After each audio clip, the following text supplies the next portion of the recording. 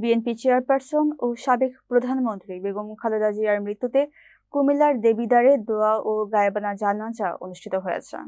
বুধবার বিকেল 4টায় Debidwar Riaz Uddin pilot high school মাঠে এই জানাজা অনুষ্ঠিত হয়।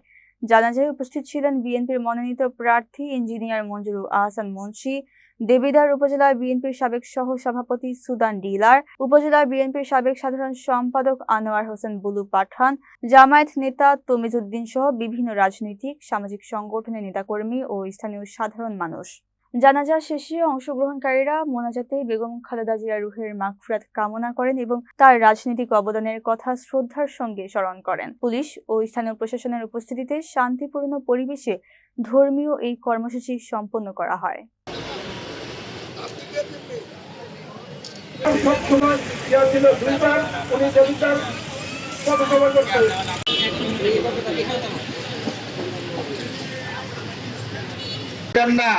ইসলাম তাদের সহ্য হতো না, ইসলামকে পছন্দ করতেন না।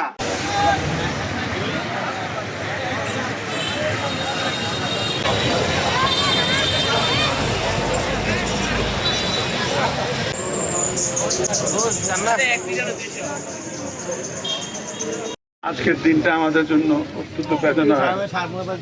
এইমাত্র বেগম জিয়াকে তার স্বামীর পাশে বেজে দেবেন জিয়া রহমানের কবরের পাশে সবাই তো পড়া তুলো আমি দেখছি দিতে পারতো, তাই না?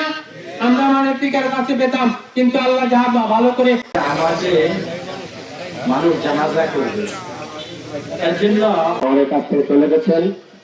বাংলাদেশের জন্য রাজনীতি ইতিহাসে সবচেয়ে